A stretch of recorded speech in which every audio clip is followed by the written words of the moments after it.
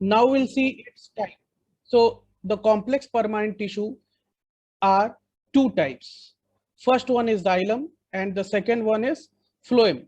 So first we will discuss about the xylem. So as I told before that the complex permanent tissue is the tissue which is composed of two or more than two types of tissues. So the examples come under this complex permanent tissue as xylem is again composed of several types of tissues, and here some of the tissues are are in living condition and some are in non-living condition, means some of the tissues will be live and some of the tissues will be dead. And what are the dead tissues? Here the xylem element is the dead tissue. Now we will see the function of the xylem. So as we know that it helps in conduction of water, and as it is involved in conduction of water, so it is also involved in transportation of mineral from the soil to the plant's part. So it helps in conduction of water and mineral. Now we will see its second function, as it is having the non-living cell, so it provides the mechanical support to the plant also. So there are two main functions of the xylem. The first one is to provide the mechanical support, and the second and most important function is as it is involved in conduction of water and mineral. Now we'll see how many types of tissues which finally form xylem. So first trachea, second vessel, third xylem fiber, and fourth one is xylem parenchyma. And out of these cells, now we can see that the tracheids are dead, vessels are dead, xylem fibers are dead, and the xylem parenchyma are in living condition, and these are non-lignified tissues. So we can see a tracheid, vessel, xylem fiber, all these three above tissues are dead, but the fourth one, xylem parenchyma, will be in living condition, and these are non-lignified tissue just because they are in living condition. Now we'll see the detailed structure of all these kind of tissues and their function. Now we can see the tracheid structure is this, vessels structure is this one, xylem fiber will look like this, and xylem parenchyma will be like this. So in case of tracheid, we can see that these cells are tapered at both the ends, and there are several pits. We can see here several pits are there, and both the ends are tapered. So water moves through pits. So since both the ends are blocked, that's why the movement of water takes place through these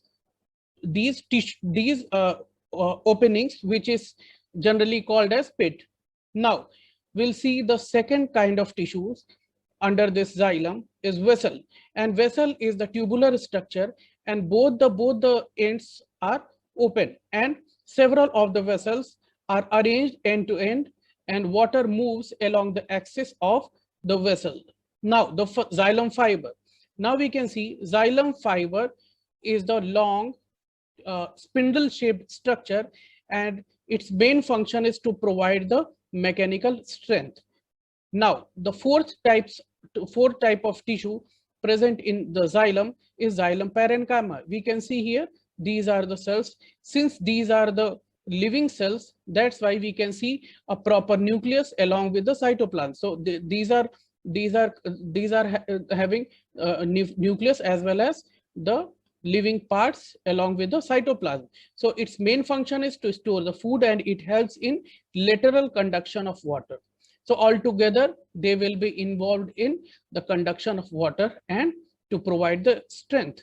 Now we will discuss about the second tissue, second permanent tissue, second complex permanent tissue, phloem, composed of 5 types of elements. Now we can see the previous one, the xylem, was composed of 4 types of tissues.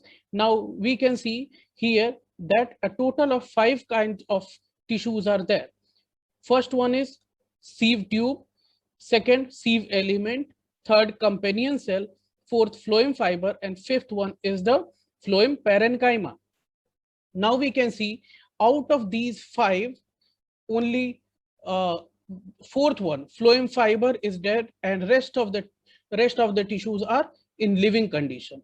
Now we'll see the details of all these tissues. Now, as we know, the phloem is involved in the translocation of food. So what happens? The green parts of the plant used to perform the photosynthesis, and it synthesizes the food, and the food has to be transported to all the parts of the plant's body. So phloem is the we can say the route through which the food will be transported from the green parts of the plant to the rest of the parts of plant. So phloem is responsible for the translocation of food. Now we'll see what kind of tissues are there in this tissue, phloem. Now we can see this one is the sieve tube. Sieve tube is again a tube-like structure, and we can see that at the both, I will zoom it so that you can see the picture of these tissues in detail. Now you can see that this one is again a tube-like structure. This one is the tube. This one is the wall of this tube. So this one is the sieve tube, and at both the ends of the sieve tube, sieve plates are there. We can see here this both the ends are having the sieve plate, and the sieve plate is perforated. So it means pits or pores are there. And this one is the companion cell. So companion cell will be attached with these sieve tubes laterally. Now we can see phloem fibers are there. We can see here this pink color structure is showing the phloem fiber or bast fiber. And this the function of the phloem fiber is to provide the mechanical support, as these are the dead cells. So these will provide the mechanical support to the plant. Now we can see what is the main function of the sieve tube. So as it is tubular structure, so through this tubular structure, food will be transported from one part of the plant to another part of plant, and from one tube to another tube, the food is transported through these pores. So it is a thin walled tubular structure, and the nucleus of the sieve tubes degenerated, and cytoplasm still persistent up to the maturity. Now, cytoplasm of one sieve tube is in connection or in continuity with the another sieve tube. Now, we can say that this one is a sieve tube. As I told, that tubes are arranged end to end, so it will make a long tubular structure. And what happens here, nucleus is not there, but the cytoplasm of one tube is connected with cytoplasm of another tube through this sieve, these pores present in the sieve plates. Means there will be cytoplasmic connection between one tube to another tube. Now we'll see the structure of phloem parenchyma. We can see this one is the structure of phloem parenchyma, and as we have seen, the function of the xylem parenchyma, as it is having the function of storage of food, like the same, this phloem parenchyma will also have the same function, as it helps in storage of food. As along with that, it also helps in lateral conduction of food also. So we can see that different kinds of tissues, including live and dead tissues, are forming the plant tissues. Now we'll see its type. So the complex permanent tissue are two types. First one is xylem and the second one is phloem. So first we will discuss about the xylem. So as I told before, that the complex permanent tissue is the tissue which is composed of two or more than two types of tissues. So the examples come under this complex permanent tissue, as xylem is again composed of several types of tissues. And here some of the tissues are in living condition and some are in non-living condition. Means some of the tissues will be live and some of the tissues will be dead. And what are the dead tissues? Here the xylem element is the dead tissue. Now we will see the function of the xylem. So as we know that it helps in conduction of water, and as it is involved in conduction of water, so it is also involved in transportation of mineral from the soil to the plant's part. So it helps in conduction of water and mineral. Now we will see its second function. As it is having the non-living cell, so it provides the mechanical support to the plant also. So there are two main functions of the xylem. The first one is to provide the mechanical support, and the second and most important function is as it is involved in conduction of water and mineral. Now we'll see how many types of tissues which finally form xylem. So first trachea, second vessel, third xylem fiber, and fourth one is xylem parenchyma.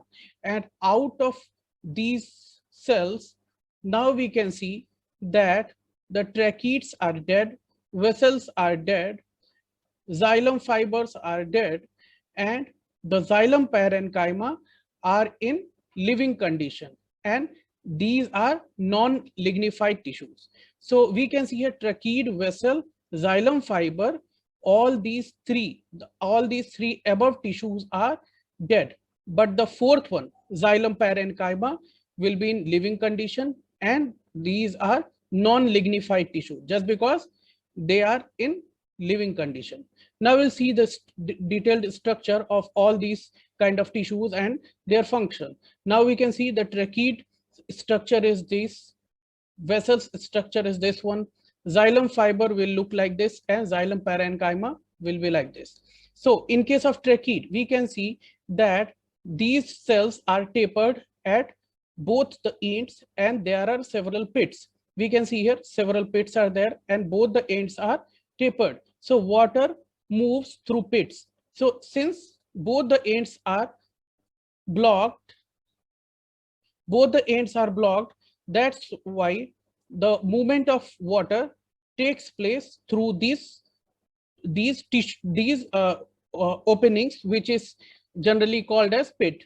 Now we'll see the second kind of tissues under this xylem is vessel, and vessel is the tubular structure, and both the ends are open, and several of the vessels are arranged end to end, and water moves along the axis of the vessel. Now the xylem fiber. Now we can see xylem fiber is the long spindle shaped structure, and its main function is to provide the mechanical strength.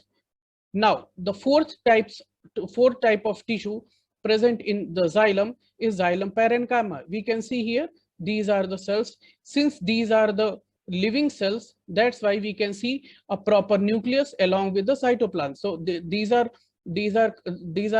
having nucleus as well as the living parts along with the cytoplasm. So its main function is to store the food, and it helps in lateral conduction of water. So altogether they will be involved in the conduction of water and to provide the strength. Now we will discuss about the second tissue, second permanent tissue, second complex permanent tissue, phloem, composed of 5 types of elements. Now we can see the previous one, the xylem, was composed of 4 types of tissues. Now we can see here that a total of 5 kinds of tissues are there. First one is sieve tube, second sieve element, third companion cell, fourth phloem fiber, and fifth one is the phloem parenchyma. Now we can see out of these 5, only fourth one, phloem fiber, is dead, and rest of the tissues are in living condition. Now we'll see the details of all these tissues. Now, as we know, the phloem is involved in the translocation of food. So what happens?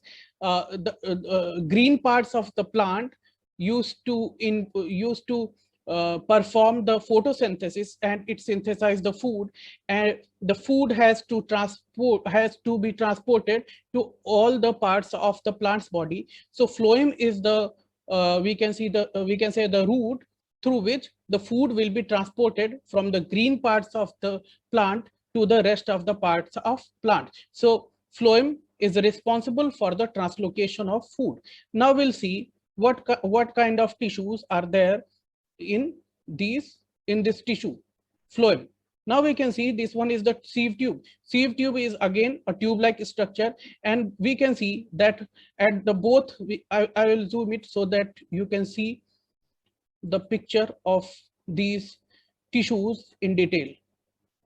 Now you can see that this one is again a tube-like structure. This one is the tube. This one is the wall of this tube. So this one is the sieve tube, and at both the sieve at both the ends of the sieve tube, sieve plates are there. We can see here this both the ends are having the sieve plate, and the sieve plate is perforated.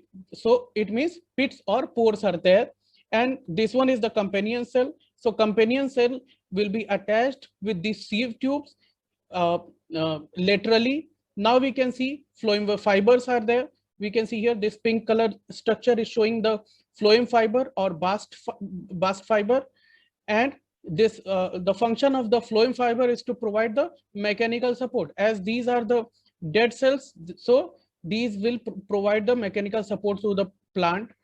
Now we can see what is the main function of the sieve tube. So as it is tubular structure, so through this tubular structure, food will be transported from one part of the plant to another part of plant, and from one tube to another tube, the food is transported through these pores. So it is a thin-walled tubular structure, and the nucleus of the sieve tubes degenerated, and cytoplasm still persistent up to the maturity. Now, cytoplasm of one sieve tube is in connection or in continuity with the another sieve tube.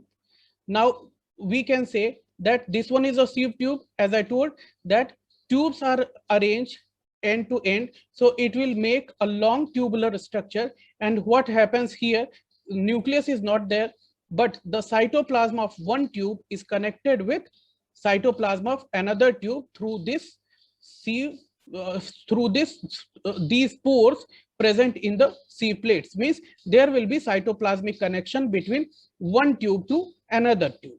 Now we'll see the structure of phloem parenchyma. We can see this one is the structure of phloem parenchyma, and as we have seen, the function of the xylem parenchyma, as it is having the function of storage of food, like the same, this phloem parenchyma will also have the same function, as it helps in storage of food. As along with that, it also helps in lateral conduction of food also. So we can see that different kinds of tissues, including live and dead tissues, are forming the plant tissues. Now we'll talk about the protective tissue or the epidermis, and this one is the special kind of tissue present over the surface of the plant's body, and its since the main function of the epidermis is to provide protection to the plant's parts. That's why this epidermis come under the category protective tissue. And when we talk about its location, as I told, it is present on outermost layer of the plant's body. So it will behave, these tissues will behave like a surface cover. Now, these are one-celled thick tissues covered with cuticle, and these cuticles are just the secretion of these epidermis. Means the plant's parts will be covered with a unicellular layer of the cell. This unicellular layer of the cell will be called as epidermis, and this epidermis secretes a material, waxy material. This waxy material will be called as cuticle, and this cuticle is this cuticle covers the whole plant's body from the outer side, and it provides a waxy layer over the plant's body, and it also provides the protection to the plant's organ along with the epidermis. And no intercellular space is present in epidermis, since it has to provide the protection to the plant's organ, so there is no intercellular space, so that no other organism such as any parasite or any another material will easily enter inside the plant's body. So no intercellular space is present in epidermis, and stomata is present in it.